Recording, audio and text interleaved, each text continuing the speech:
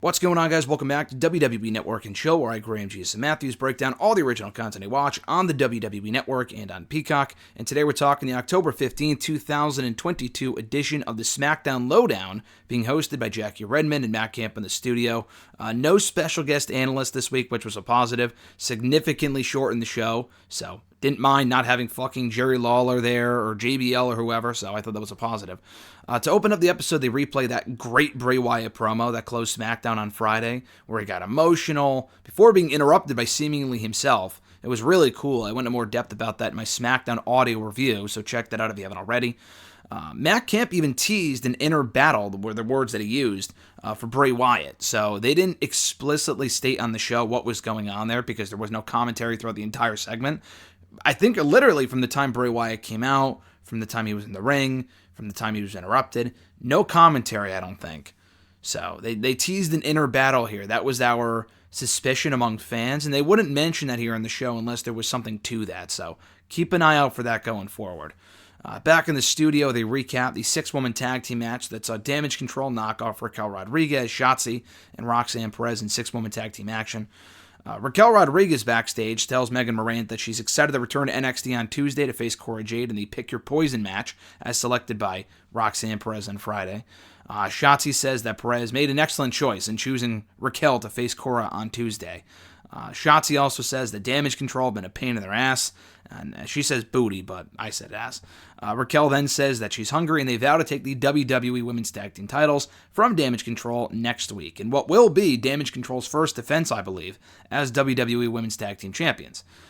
From there, they promote the Pick Your Poison match and next week's WWE Tag Team title match. The Pick Your Poison matches are going down on NXT. The Women's Tag Team title match between Raquel and Shotzi and Damage Control going down on SmackDown on Friday. They also replay Sami Zayn beating Kofi Kingston, as well as Legado del Fantasma knocking off Hit Row in their in-ring debut. Backstage, Megan Morant catches up with Legado. Joaquin Wilde says they made a statement with their win over Hit Row. Cruz del Toro, the former Raul Mendoza, they changed his name for some dumb reason, says that they're on a different level. That's what he says. And then Zelina Vega, to kind of steal a phrase here, spits some verses. I sound fucking ridiculous when I say that, but she starts rapping some verses towards Hit Row because that's what they would do towards them on Twitter, and that was that. Cam says that SmackDown's on notice thanks to Legado del Fantasma. They then replay LA Knight's victory over Mansoor. LA Knight, we catch up with him backstage in an interview with Megan Morant, and this was fucking great. We need more of LA Knight on SmackDown LowDown going forward.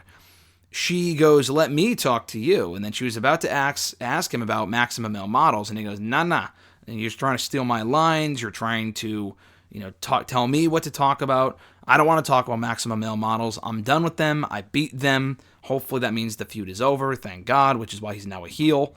And he then does the whole "let me talk to you" bit. He kind of spits out his catchphrases, does his whole bit, kind of running down Maximum Male Models and whatever. It was a great little promo here. It was classic LA Knight. It was fucking great. So that was the best part of this entire episode. Back in the studio, they recap Drew McIntyre attacking Karrion Kross after Kross got involved in a car accident. Probably find out more about that next week. They also recap the Fatal 4-Way match that was won by Rey Mysterio to become the new #1 contender to the Intercontinental Championship. Jackie Redmond even says that it's nice to see something positive happen to Rey Mysterio for a change after the weeks and months of despair and betrayal from his son and just being put through the ringer by this fucking kid in recent weeks on Raw. Matt Camp teases Rey Mysterio versus Gunther, which is what we're going to get at some point for the Intercontinental Championship, which should be fucking great.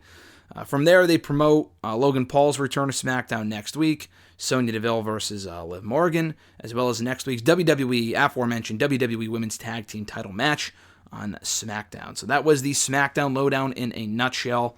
The Shotzi and Raquel interview was fine. The Legado interview is short and sweet. The LA Knight promo was great. It was short, sweet, straight to the point.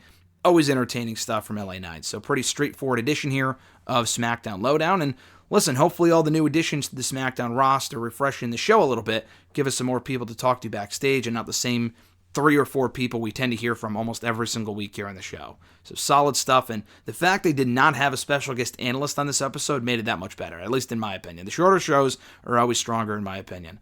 So thank you guys for checking out my review. I appreciate it. Be sure to like the video, drop a comment, share the video, and subscribe to the channel for more daily content.